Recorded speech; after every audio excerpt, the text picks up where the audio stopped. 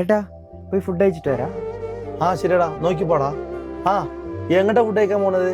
നമ്മള് ആ റോഡ് സൈഡിന്റെ തട്ടുകടല്ലേ അവിടെ. ആ ഫുഡ് കഴിച്ച് വരുമ്പോ ഞാൻ പൈസ ഇട്ടരാ, എനിക്കൊരു ബിരിയാണി വേണ്ടി വാ. ചേട്ടാ വിജയ് കണക്കൊന്ന് നോക്കോ, ഞാൻ ബാങ്ക് വരെ പോയിട്ട് വരാം. ഓക്കെ? ആ ശരി, ഞാൻ ഡ്രൈവറെ അടുത്ത് പറയാം വണ്ടി എടുക്കാൻ. വേണ്ട, ടൗണിൽ തന്നെ അല്ലേ, ഇവിടെ തന്നെ ഞാൻ നടന്നു പോയിക്കോളാം.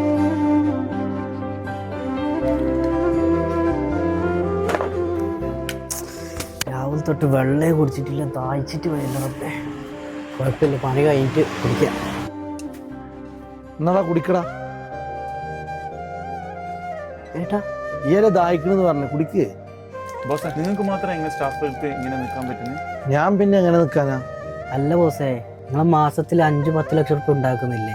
അതുകൂടാതെ നല്ലൊരു വീടുണ്ട്, കാറുണ്ട്, എന്നിട്ട് നിങ്ങളിങ്ങനെ സിമ്പിളായിട്ട് നിൽക്കുന്നത് എങ്ങനെയാന്ന്? അതാണ് ഞങ്ങൾ പറഞ്ഞു വരുന്നത്.